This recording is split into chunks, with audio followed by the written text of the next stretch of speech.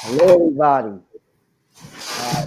Today, my guest is Claude Maxwell. Me and Claude met.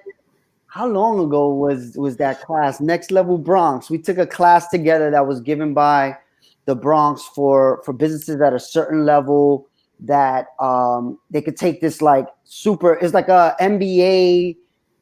It was called Streetwise MBA, right? Next level. Was it next level? I think it was called Next Level Bronx, but then the curriculum was from Streetwise MBA. It's Enterprise. I have my certificate right here. Yeah, Enterprise. Yeah.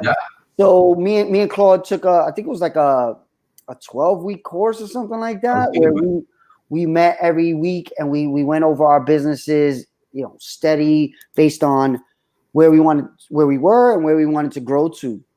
And that class was really, really good. I met a lot of people like Claude, and we always kept in touch. And so he saw I was doing the show, and he was like, "Hey, I'll be on." I was like, "Yeah, let's have you on." So tell everybody what you do and how your history, how you got into entrepreneurship, and then what is your company and stuff. Okay, I'm formerly a social worker, and many people don't know that. Oh, wow. So that's my background. My background is social work. A little bit about my education and everything else. Well, I went to City College. Okay, I graduated from City College. I'm alumni from City College. And while at City College, I took an internship at Harlem Hospital in the social work department. And that's where I started saying, no, I want to go into social work. And so I initially wanted to go into teaching, but I swayed towards social work. And then I wind up getting my master's in social work. So I have an MSW in social work from Fordham University. While doing social work, a little bit about my background, though, is that my mother's from Mississippi, my father's from Trinidad. So he came to this country and he started a business. It's actually in my names. He died 2010, but CM Exterminator was the name of his business. I never paid it any mind. I was like, pest control. Yeah, that's nasty. I wanted to be with a briefcase. I was pretty tie, everything else. I used to look down on that. And then my uncle, who came from Trinidad, worked for my father. And my uncle Keith, me and him always had a great relationship. And he told me one time how much my father was making at one time. He was like, "I'm telling you, you should think about pest control." I was like, He said, "No, but I used to get him the contracts." So I'm like, "Really?" He was like, "Yeah." So he said, "I had a $50,000 contract here, a $15,000 contract here, a $10,000 contract here, $30,000 contract here, $45,000 contract here, $75,000 contract here." He named about 7, 8 different numbers, right? But it was one number, only one that stuck out in my mind, and that was the $30,000 contract. Why was that? That's how much you were making. $30,000 years of social work. Yeah. He's making that in one contract. So I said, listen, some gotta give. So what I started doing, I started taking night courses. Bronx Community College was giving courses at that time. I don't think they're doing it anymore for pest control. And I went to Bronx Community College at night. It was like a 6-week course. Then you gotta go take it with the state. And to have your own company in New York, you have to work for a company for a year, and then get your license for your business. And I did that, and I hustled. I hustled. I worked for a guy for a year. I started a business. I had nothing, but I used to go to every bodega and diner in the Bronx, up and down Gun Hill Road, go down to Harlem, all down Lenox Avenue, put flyers at people's doors, and that was 15 years ago, and I'm here. But that was 05 I started the business, and that was before entrepreneur was a buzzword. People thought I was sorry. Gotta take my phone. I'm sorry. People thought I was joking. No, not really joking, but they didn't take me seriously because they're like, you're quitting your job. Because remember, I started 2005. I didn't quit my job as a social worker in 2010. So those 5 years, I was working at nighttime. I was working on the weekends. I was doing jobs 12, 1 o'clock, because when you do like a restaurant or a diner or whatever, they close at 11, 12, 10, 11 o'clock. You got to wait till they close, mop the floors, then do it. Yeah. So then I had to wake up in the morning and go to work. Nobody knew this, and then when you're a social worker, you have to wear, we used to wear, ties and come, whatever the case may be. And I used to do jobs in the morning time before work. Nobody, I go 7 o'clock, 8 o'clock, knock out a B job real quick, beat everybody to my job, be sitting at my desk with my tie on. Nobody knew. That's hustle right there. Nobody knew. Saturdays, forget about it. Boom. So I just hustle. And if you want it, you can get it. So I think, with the millennials now, that's a lot of them are my employees. Every now and then you get I got to teach them, that it's not going to come to you, you got to go get it. So first of all, I forgot, I like what you're doing. And I should have started off by that because I watched you and we clicked, even with the class and everything. And I watched you and you're an entrepreneur. You're setting the standards. Part of being an entrepreneur is going out and doing whatever on your, and not really worrying about what somebody else is doing. That's all an entrepreneur is. You can't, the naysayers, whatever you think about something, do it. So you're, I've been wanting to get on this show for a minute. So I'm glad I got the time today to sit down and really break bread with you. Thank you. Super appreciate it. Your story's really inspirational. I did very similar. I didn't do it with pest control. I did it with advertising. It was the same idea though. I was working at a place and I was getting side jobs. I had to stay up to 1 o'clock in the morning. 2 o'clock in the morning, come the next day to work, and I was just like zombied out, but I was making money on both sides until I could make it my main thing, right? And I think that is a luxury right now, right? There's a lot of people without that main thing, but they can put in that hustle right now. Part of why I did it, why I said, all right, I've been thinking about this for a long time, creating something like this. But now in this pandemic, I was like, man, everybody's an entrepreneur. Everybody. Because everybody's worried about their next check, where their next money's coming from. So entrepreneurship is about having that independence and understanding how to make it yourself, like you did. You went around, spoke to everybody you needed to speak to till you brought that money in yourself. And that's where, I want people to start understanding people's stories like yours, because they just think, oh, well, you're an entrepreneur. I can't do that.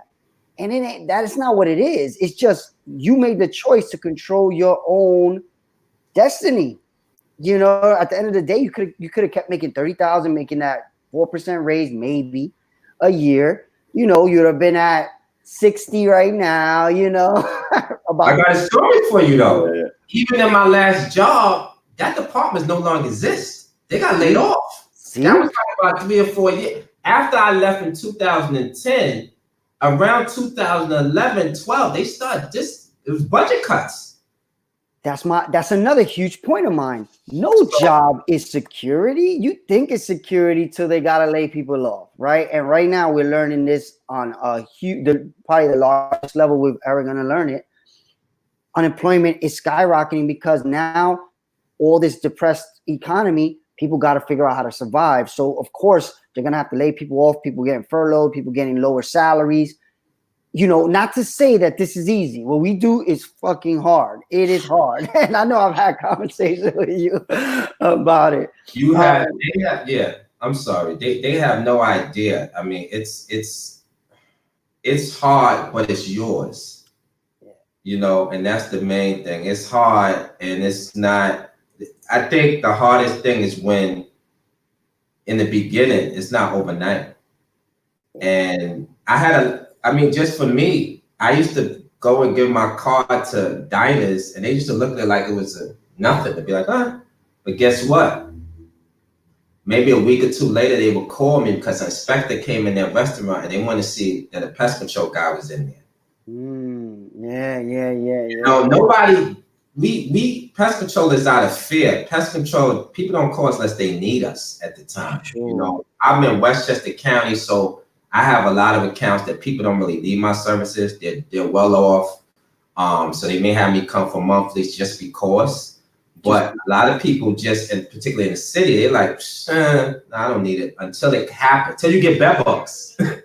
Yes. You know what I mean? Yes. You know, until you, that diner or restaurant starts seeing mice, and then they call. So, you know. Yeah, 100%. And it's like that any business. What I liked about your business, I never even knew about pest control till I met you. That it was a business. Like that it was crazy. Something that made money till we spoke in Next Level Brown. It just wasn't in my radar. I knew it existed, but it wasn't like something I thought about.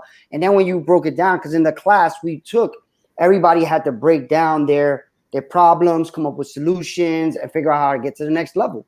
So, you know, I think we may have been in the same group too, where, you know, we were going over our stuff, right? So the thing about any business is it's hard. You know, the real thing about what you said in the beginning about entrepreneurship is just try it, figure it out. Ideally, try it while you still got another check, right? Like, that's the key. You said it. Do it as a side hustle. Because that's what it was with me. I did it as a side hustle until it blew up. And I took the risk. And people have to get, it's nothing, side hustle. I read a magazine. It was Black Enterprise. I don't know, about 20 years ago. And they asked the lady, they said, oh, so you're living on Fifth Avenue. And she was like, nah, I'm not Fifth Avenue. I'm not. I don't know what you're talking about. No, she had five avenues of income. Okay. Nice. I like that. You know what I'm saying? So it's about having avenues of income. That's the key. So I had my check. And what I did was, people was talking about loans. Your job is your bank when you have a side hustle. You get a check every week. There's no reason why you can't take. That's all I did when I got supplies. I would get my check and get supplies, and I kept flipping it, building. And boom, building up the clientele. So that's what it's all about, you know. But well, you're the second person that I've had on that had a similar look. And I'll be honest, I didn't always have this look. I always thought you had to go all in. You have to go all in. And I took that approach, but I forgot that I started out doing what you did. I didn't create the ink till later. And that's where I always think I went all in when I created the ink. But before that, I spent a good 3 years working on freelancing. So I was at a place in the daytime getting paid by the hour. And then at night, companies were sending me work. And I was making in 3 nights what I would make in a week, you know, with the hustle. But then I got to a point where this is where business comes in. I got to a point where there was literally more than 24 hours of work for me to do per day. And I remember saying, all right, this is impossible. Like, I you know, because like you said, in the beginning, you do it yourself. You're the technician. So I got to the point where it was 24 hours. I literally remember seeing the amount of work and saying, how the hell am I going to do this? It went over 24 hours. Am I not going to sleep for the next 4 days? So I said, all right, I got to start finding people to help me. But luckily I was in a freelance job. So I was like, yo, you want to work tonight? Yeah, I could give you $100. Right. So and then it started to become, you know, I had to learn more about business. And I read the E-Myth. You know, I started working with my friends on trying a little business. Failed. That's another thing about entrepreneurship. You're gonna fail. You got to get cool with it, become friends with it, because it's all for your benefit. You're gonna fail, but you learn. Fail, learn. So part of one of the things that I wanted to understand about the current landscape in your business is, has it changed much? Because restaurants, for instance, might have been a big deal for you. What is the current scenario with COVID and your type of business? Good question. We're running at about 40% capacity right now out of 100. As you see, I'm dressed. You have my name here. Yeah. When this initially hit, I didn't take it as serious. I was like, pest control is recession proof, whatever. But things slowed up. So what I had to do was with my staff, I already had got rid of my secretary. I'm in my office right now. I got rid of my in December. So I was doing that. All right. I was doing that. And that had nothing to do with the pandemic, just that didn't work out with that position. Sure. But my three techs, I just hired a guy actually this week, but my 3 techs, I had to lay them off during the week. Our busy days are Saturdays. We do apartment buildings. So I had to lay them off and I had to grind this out Monday through Friday. To keep it going. Yeah. But payroll is my biggest expense. Always. You know what I mean? These guys, I pay them on Saturday. They need their check. So I knew, you know what? Why don't I do the jobs myself during the week? Just go back to old school. I started 15 years ago. Yeah. Let's make it happen. I did the same thing. Right now. I'm building a lot of stuff myself because it's like, at the end of the day, who knows how long this is gonna last? We all started out as technicians. We could do it. It's really about getting back into it, which like riding a bike. But yeah, like I think a lot of people didn't take it serious at first.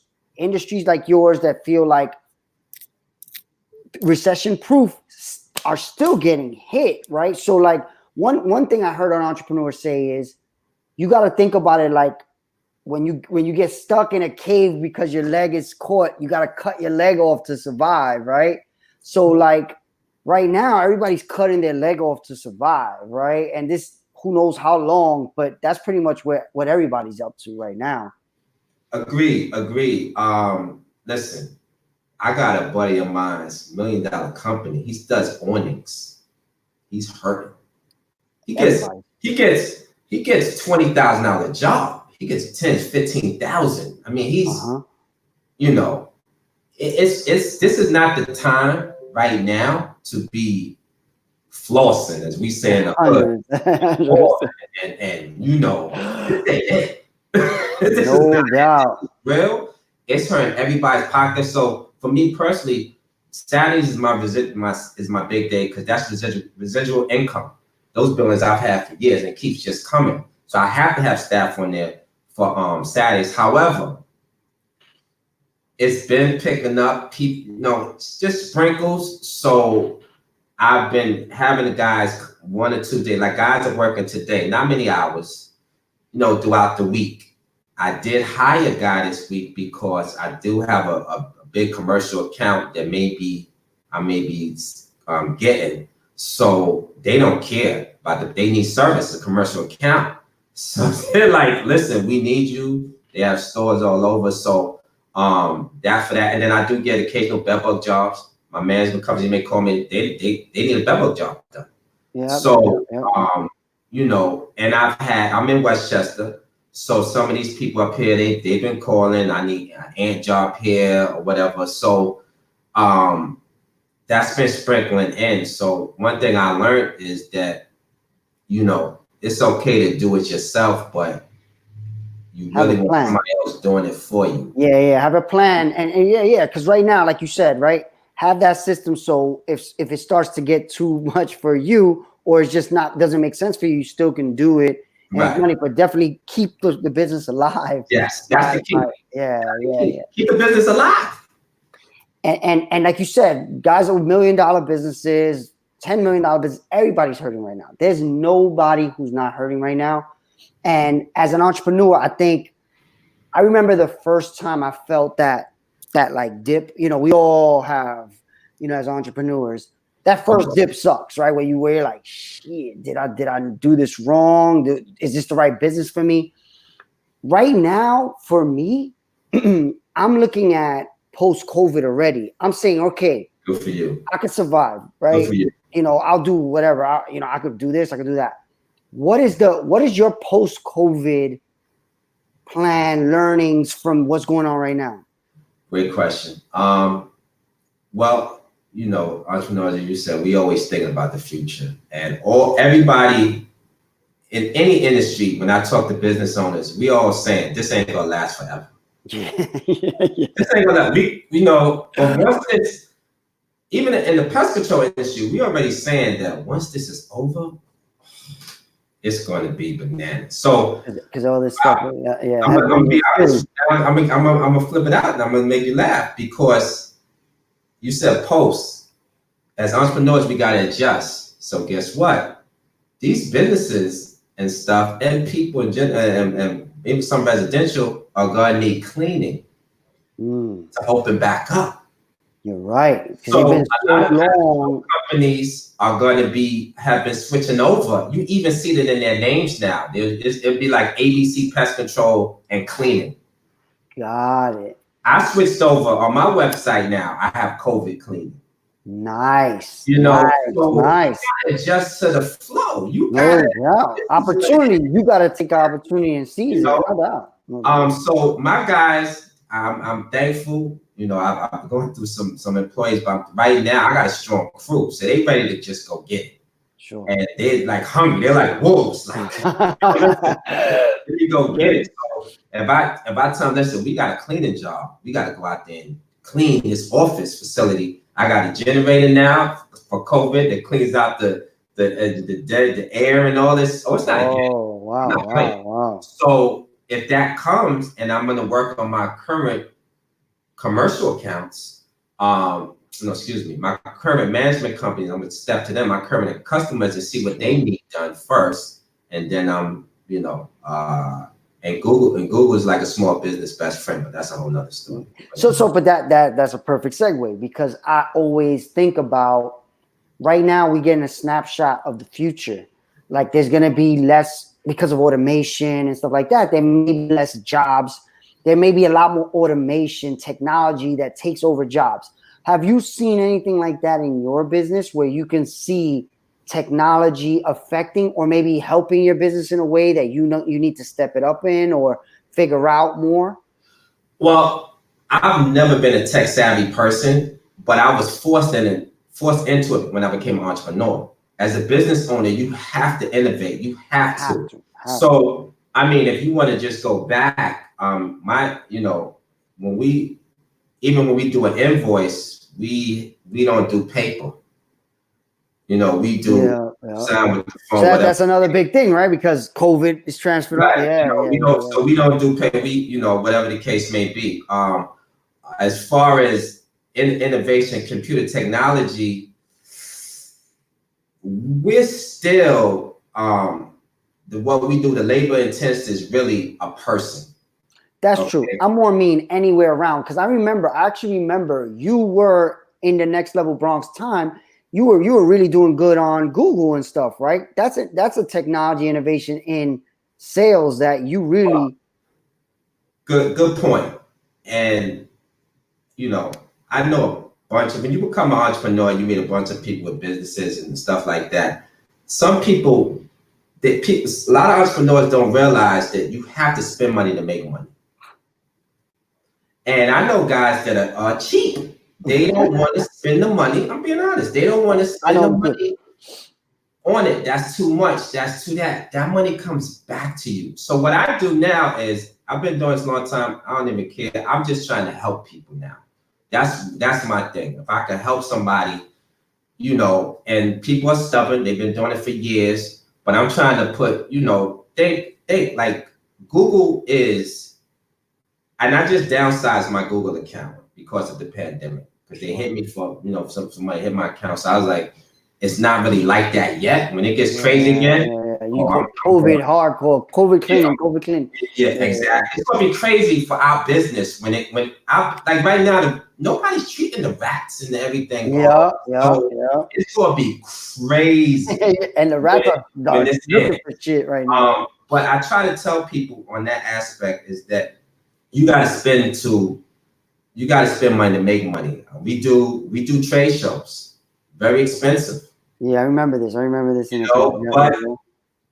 you do specifically, you do property management trade shows, right? I remember that. See, good point. See, you're right. So it's focused on, like, you have to, but guess what I learned that at, though, Miguel? At the class. Because if you remember, they said, who's your ideal customer? Yeah. I didn't know at the time who my ideal customer was until that class. I remember. Segue into the class. I just want to go back to that class for a minute, if you don't mind. No doubt. Back to the Google, is that class for me, you said how big it was. That class was everything for me. And when you're an entrepreneur, you have to surround yourself with people that are just like you.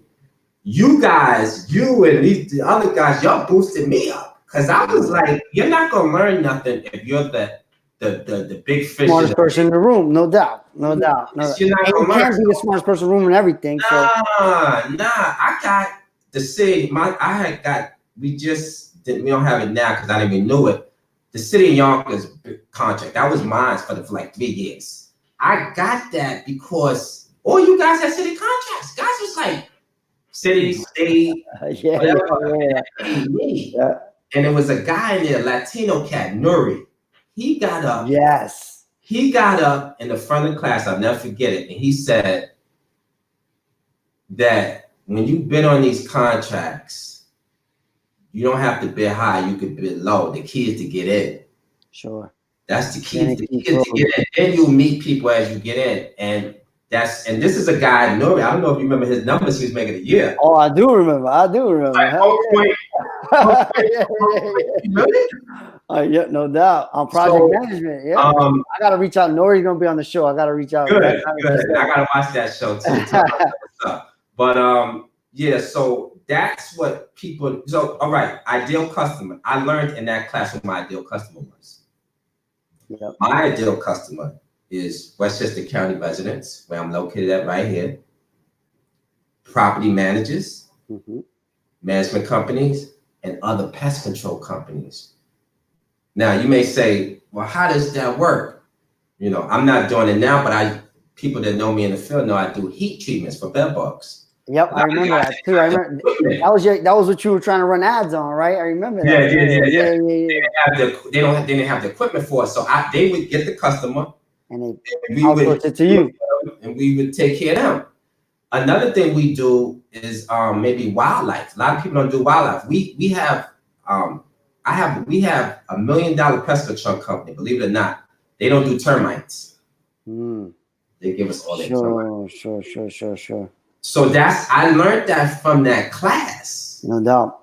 And that's the main thing for a business owner, entrepreneur, is see who your ideal customer is. So think about this. I'm 100%. I'm in the exact same boat. That class like made me think very different. All that ideal customer stuff, same thing. How many years in were you into your business before you took that class? My first ever client told me it's going to take you 10 years before you even understand how to run a business. And I remember being like, probably for you, right? I think that class I took I was like maybe 8 years in, 6, 7, 8 years in. I was like, ding. Great question. Listen, I was about 10 years in. That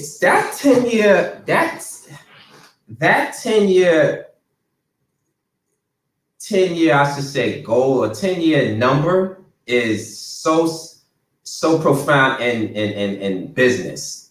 Michael Jordan didn't get his first rank till 10 years in. I heard Mark Cuban say that you don't really become successful until 10 years is like a measurement tool. But however, what if we knew about that class 5 years in? I know. So reason why I was saying it is because you, like me, were still willing to learn, right? Like most people at our level of the business, 8 years, I know a lot. We still said, you know what? We're going to take hours out of our business during the week, during business hours, and go to this class to see what we could learn, because we didn't really know what we would get out of it, but we did it. I'm glad you said that. That was a sacrifice. 100,000%. You know, that class, and I was going to ask you that on the show today. I think it was from 9 to was it 9 to 11 or 9 to 12? It was 9 to 12 like on Wednesdays. That's a lot. No and doubt. You know, I used to be in the class, and my secretary's calling me, and my guys is calling me. And, shit, dude, I'm on the computer trying to make sure she was right. No doubt. You know, vendors are calling me. It was a little stressful, but that's what you have to learn. You know, a person should never get tired of learning, and they should never stop learning. Whatever you do, I don't care if you're a plumber, I don't care, whatever you do. So that learning is part of it. So yes, you have to sacrifice, and you have to be. We both was like eager to learn, and I think that's the key with us right now.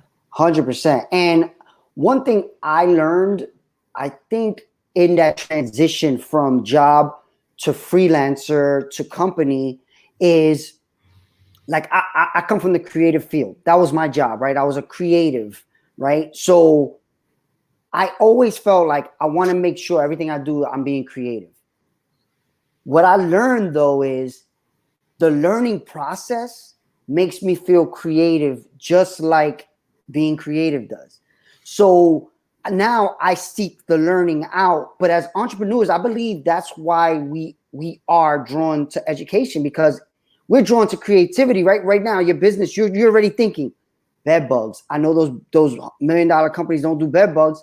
Now you be creative, get that machine. Now they gotta work with me, right? So innovation is creativity. You know what I'm saying? At the end of the day, you gotta be creative to stand out, or you're gonna make it something that's exactly like somebody else and hope to get the scraps, you know? So what I really remember about that class is it was a chunk of work too. Not only the class was 3 hours, the work we used to get yelled at. Insane. Yeah. The work was a lot. And then we also had to meet as a group before we got back. It was a lot of freaking work, but we all did it. We all were committed to it. Everybody benefited.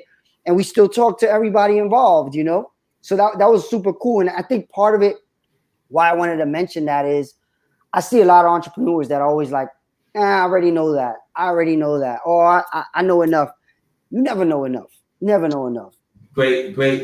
That's great. Because even with my business and my technicians, even me, I've been doing this 15 years. I'm still learning. You don't want to close your mind. My technicians, when you come work for me, I have them read. I have my pest control magazines over there, but I have them read one article. They don't have to read the whole magazine. One article out the pest control magazine that they read, and we talk about it in a monthly meeting, one-on-one. Oh, that's cool. Okay, I pay for them to go to seminars. When we all go to seminars, and they hear experts talk, whether it's for rats, roaches, but bed bugs, whatever. Because let's be honest.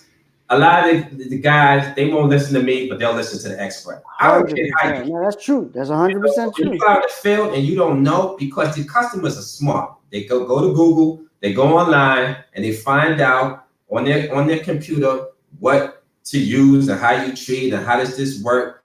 And so what I teach my guys is this: once you become educated in what you do, stuff starts rolling off your tongue. Okay, it starts rolling. It becomes instant. So in the beginning, but as you learn, you become more confident speaking. Okay, and that's what I try to teach my guys to always learn. Watch me. I always tell them it's 3 ways: watch everything that I do, learn from me, read the pest control magazine. Okay, and then I have them on my own. I have them go out to hear pest control guys speak about our industry.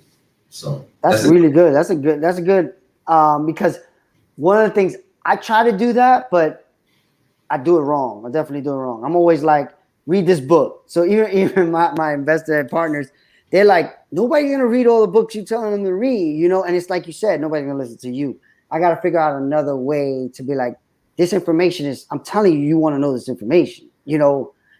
How I get it to you, maybe I got to think of a different way. It's the delivery of how you do it. But see, I have one-on-one meetings with them on a monthly basis. So they have to have it before we meet.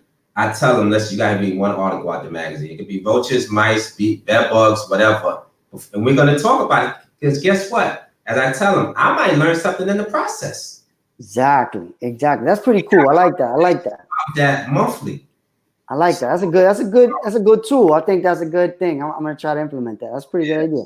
All right. So what would you say right now is a need? Like, I know as entrepreneurs, we always need something. We always looking for clients. We're always looking for help in certain things. You know, like even back in the day when we met, you were looking for people that understood Google more to do the bed bug thing. What's your current need? What's some things that right now as an entrepreneur? Well, listen, as we spoke behind the scenes before this, most of the businesses right now, they need that PPP program to. Did you apply?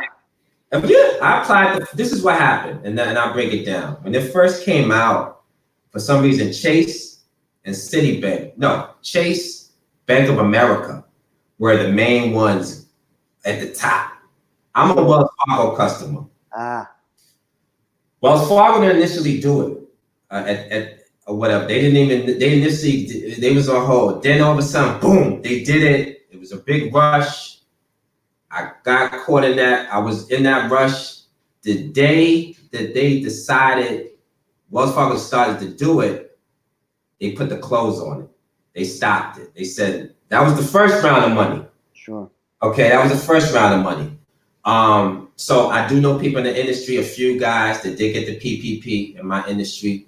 So I'm already in it. Wells Fargo, they keep every 2 days, they keep telling me we wait for it. You're in the queue. When the money's become available, we're going to reach out, whatever. So I'm there. But the key, I want everybody to apply. Just apply. You know, because what's happening, as you've been reading on the news, is that companies that's getting it don't need it. Yeah, no doubt. $10 million. Yeah, no doubt. That's the sad part. The Los Angeles Lakers got money. Like, come on. Oh, I didn't know that. Oh man. What the Los Angeles Lakers need money for? Like Cornell University. I mean, that's messed up. That's messed up. Roof Chris. But see, like I was with somebody the other day that a place like Roof Chris, they have to return that money because the media after that, the backlash. Yep. You don't want that. Yep. You don't want that. It's really fucked up because you know that there's businesses that are much smaller than you that need it, and you are taking up money when you're pretty good. You know what I'm saying? Like you're not gonna be, even 2 years of this is not gonna take you out. But a small business is tough, you know. So yeah, that's the thing. You got the PPP, and I want people to know the PPP, and they got the IDLE. I don't know that one. What's it called? Economic Injury Disaster Loan. They're giving out the advance and they're giving out the loan. They call that the IDLE. The advance is they not no money back. Now how that works with the advance is they only pay you per employee. So I'm an employee in my business. Sure. I got 3 employees. I can only get up to $4,000 for the advance. That's yours. All of this money, what you got to understand with the with these programs, PPP, and I think the IDLE too, when they have to work how it goes. But 75% of that money particularly for the PPP is for your payroll. You have 8 weeks to spend it too. You got 8 weeks to spend it. 25% of that, like you just can't go and go get a new vehicle. Yeah. But you could. It's heavily based on payroll. These loans are heavily based on your payroll, pretty much. Yes, PPP is primarily based. 75% has to be based on your. That has to be payroll. But let me say something. You could, like I said, you can go do it, but they won't forgive it. Got it. So it'll just be a loan. So if you wanted it to be forgiven, you use it on payroll. Spend that 75% on your guys, and they want you to bring your guys back. Like how they want me to bring them back and pay them full time or whatever, and bring up their hours. Yeah. So 25% of that is for your utilities. My office here, where I pay rent. Okay. Mm-hmm. Pay for that. When you call their phone services, whatever they can, you have to show that and that has to be documented. You have 8 weeks. You got 8 weeks to Show that you used it on that. Yeah, that 8 weeks to do that. That money's gone. So within those 8 weeks, you might want to up your guys' hours because it's not going to be. You know what I'm saying? You want it to be forgiven. So you want to so keep documentation. The idle is something like I said. They have an advanced idle where they just give them money. But it goes by, you get $1,000 per employee. Like I know one guy, he's the only worker, so he got $1,000 with the idle. But he's on his own payroll. He has payroll. Just one person in his company in pest control, and he got it. So, like for me, if I was to get it, I'll get $4,000. So this was outside. This is state or federal? Good point. This is via and what businesses need to do, they need to go to the SBA and apply.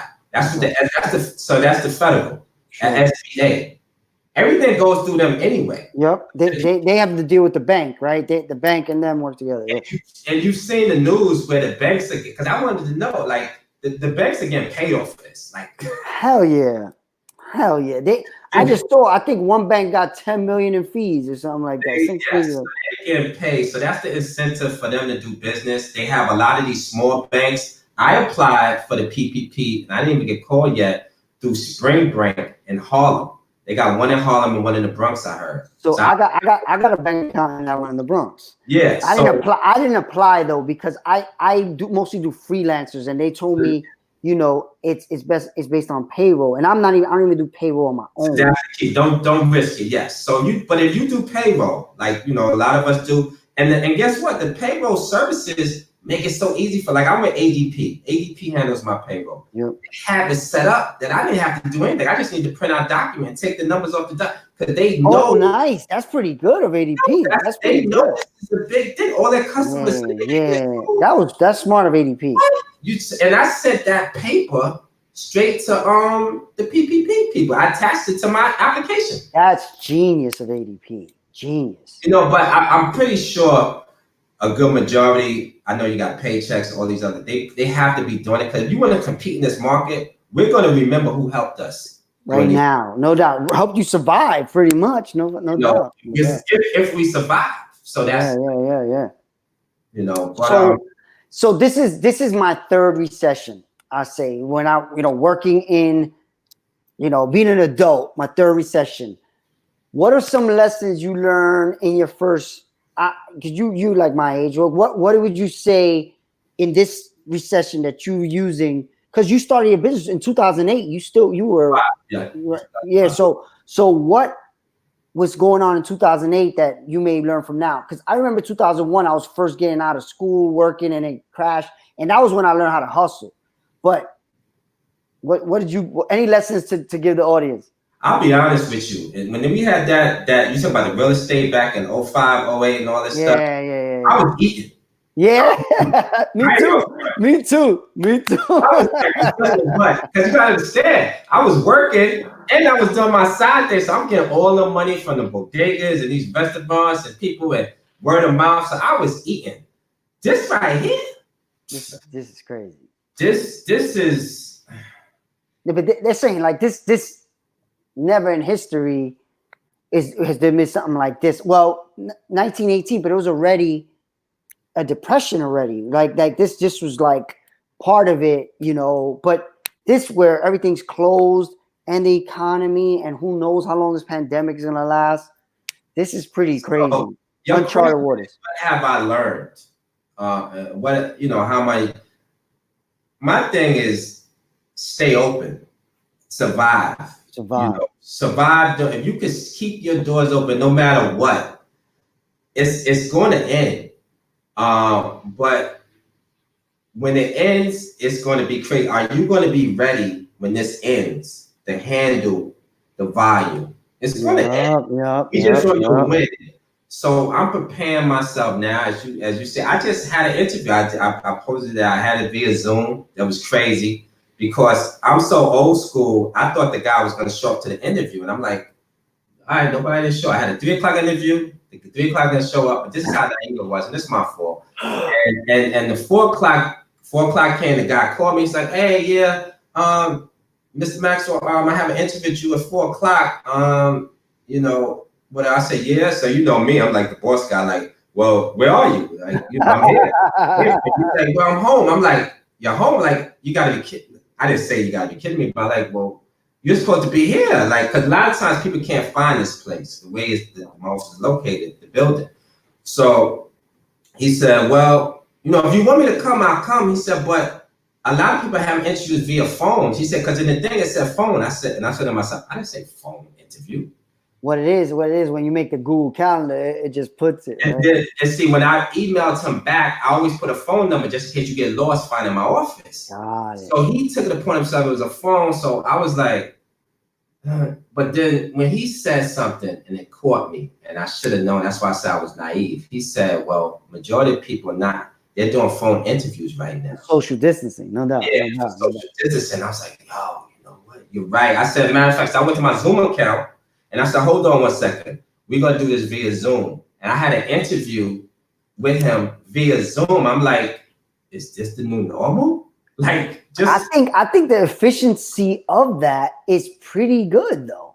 You gotta to me, I think what's going on is everybody, not just entrepreneurs, everybody is learning of all the technology that was at their fingertips that they just didn't ever touch because they didn't need to. Now that they need to, we're learning like, wow, do we really need to have drives to meetings that are an hour away and stuff like that? Like, so now I'm rethinking this now. Now I may have my staff meetings, which I have, just like this. You know, I may have that. No doubt. So you have to, like I just said, I'm not tech savvy, but I had to learn. You know, you have to be in it. You have to adjust to the times if you're going to survive.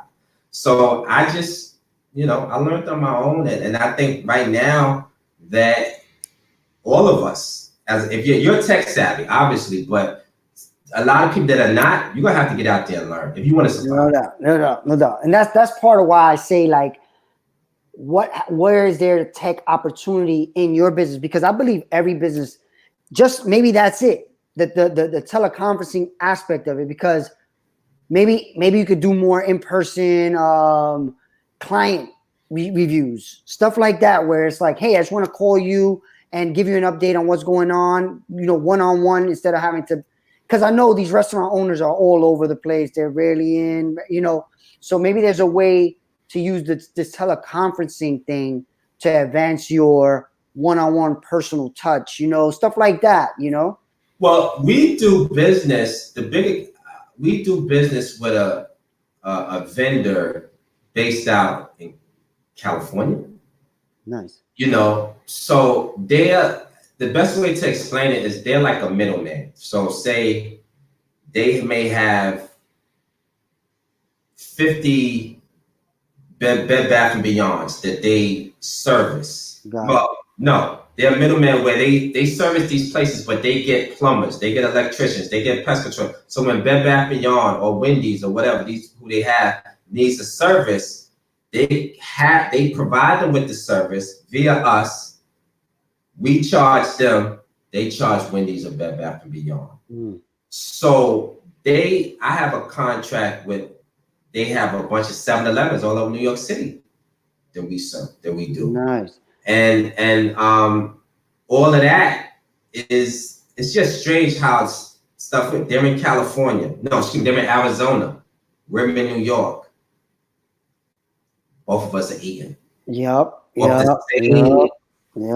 So if you want to put it to that way, it's just crazy how you can make money. The person doesn't have to be in the same miles radius as you. No doubt. And I tell people all the time during this pandemic, I've been preparing for this for years. Like, I've been working remote and dealing with clients for years. One of my biggest clients, I literally never met them once. They were from Nevada, like almost a 10-year contract. Every year doing updates on their multiple websites, never met them once. Like only phone calls, never seen their faces. Like, never. You know, so I've dealt in that world, but now where the whole world is starting to see that this is you know, because I remember a lot of people being like, no, you're crazy. You can't run a business that way. But now everybody's seeing that you can. And now what are the efficiencies around work-life balance too? Like all the travel time that I'm saving now, I get to give my kids a little bit more time than I was before, even though I still don't feel like it's enough. But, you know, at the end of the day, I feel like this is a huge opportunity for entrepreneurs that are innovators to look at the landscape and say, all right, I'm glad I had to do it this way. Now, how can I incorporate this to make it more efficient or make me more money, you know? But you know, you say that because prior to this, and I'm still probably going to do it, New York is already established for me. I was already thinking about going down south and branching north because I know people down there that wanted to do it. Technology, everything else, I got a person that was a family member. He always wanted to get into it. He hit me 8, 9 years ago. Yo, if you ever think about, you know, doing something down here, let me know. A few years, I think the last year or two, I was really thinking about it. So we may be out of town soon. See, you know? and that's another thing I could already see. You could train him remote. Like he can have your video, right? Yo, what I do in this, how I handle this. All right, so what you're gonna do is boom, boom. And now you remote training, you know? That's definitely. That's why I bring that up, and that's a good point. You know, with this now, you can make the money's out there for people. Like right now, it's tight. Don't get it twisted. No, it's crazy. But when this ends, whenever it does, the money's gonna be there. And you know what I always tell people that, as I said previously, is the side hustle. Get you the side hustle. Do it. But this innovation technology, you know, no doubt, man. It's like I heard people said, you know, they say, well, I know you got a 9 to 5, but what are you doing between 5 and 9? 100%. And I started last year creating content around that. I knew the economy was going to drop. It always does around 8 to 10 years. So I was already preparing people like, yo, start your side hustle right now. I didn't think the pandemic, right? Like that's hard to see. But I've been trying to tell people, look, just start something on the side. It may end up being your main thing. It's everybody, no matter what job you have. I literally seen people at the highest levels with side hustles that are like, if I could, I would really be doing this. But I don't got time to deal with it, right? But now everybody got the time. Everybody got the time. So work it. You know what I'm saying? I'm going to make you laugh because for the past 15 years, people that know me personally, I've been refereeing high school basketball. Oh, nice. That's a passion. Yeah. That's the thing. And then I do high school girls lacrosse for the past 10 years. It's a story behind that. But I'm saying that to say that, you know, I was doing in 05, around those early years, I was cramming. So had a 9 to 5. I was trying to do my business. I had a house in Mount Vernon that I was trying to rent out. I was a landlord. I was refereeing, doing high school basketball. So when you referee, you just don't do high school. You got the side job. You got the CYO basketball. I know somebody that was doing umpiring. They make good money, right? It's like very good money, very good, very sad. But guess what? I'll come back to that. But guess what? It's no more sports right now. So people that depended on that income. You're right. They're done right now. They're hurt. It was even an email. I just saw an email for the girls lacrosse that said, if this is your main income, it's the way you can try to get some money from the government or whatever the case. Yeah. Wow. People are hurt. So it's people that what they do, that's all they did. That's maybe they retired from their job, or maybe for whatever reason they're not working right now. They just ref. I knew a guy that was making all his child support based on that. Yes, that's a good point. A lot of guys come into it great, and they don't want to get paid check because the child support. So a lot of guys get into that because it's a side hustle. A good buddy of mine now that I met through Bethlehem, he makes good money. You know, he does sanitation, good money, but he got into this because so that's the situation. So, but that's part of it. Like that hustle mentality to me Everybody has it in them. I always, especially now, I call this the entrepreneur hour. I'm drawing people in who are on the cusp, hopefully. And then they see someone like you and they're like, damn, you know what Claude said is right, man. Let me get in right now. Wow. Even though the pandemic makes it much harder, but what I like about the pandemic is it makes you think more future, more tech, more remote, more the way things are going to go. Like I tell people, Travis Scott just got a $2 million check doing a concert on a video game when there's no concerts. Are you serious? Yeah, he just had 12 million kids watch his concert on the most popular video game. But that's the future of this, right? Like 12 million people went to a concert. That's not possible anywhere other than with using technology. So conferences, I was going to be at a conference next week. I was supposed to be in Ireland. They were going to pay me to fly out, pay me to speak, cancel. Now they're doing it online. Their audience is going to grow because there's a certain amount of people that can get to Ireland, but now the whole world could be in their conference. There's a first year they're going to test it because this happened. You know, if it doesn't happen, you don't test and you don't try new things. So right now, try whatever you've been, you know, even this show came from me saying, look, people are home right now. People need to be motivated. People got time. Let me just create this right now. I've been going on every day just to make sure I'm consistent for myself, trying it out. You know, it also allows me the time to catch up with people like you. You know, and now that it's content for the world to see and people learn about you. If somebody needs pest control, they hit you up. So that's a good point. How can people find you if they need pest control? Great. Well, we're based in Hartsdale, New York. Our business phone is 914-949. Hold on. I'm gonna put it on the screen. What's the name of the business? Top level pest control. We're in Hartsdale, New York, and our office number is 914-949-2149. Our website is toplevelpestcontrol.com. All right, toplevelpestcontrol.com. You know, and you can. We're also Top Level Pest Controls on Facebook. You can reach out to us on there also. We're on Twitter at Top TOP LVL PSTCTRL. Hold on. I'll try to find that. You said. Try to find on Twitter. Yeah, Top Level TOP. Top LVL. No, TOP. TOP. LVL PSTCRL, I believe. Let me just double check. You have it on your website though? Let's see. Yes, it's on my website. Take a look at the website. All right, so just go on the website. I got the website up. Toplevelpestcontrol.com. Huh? That's right? I'm on the screen?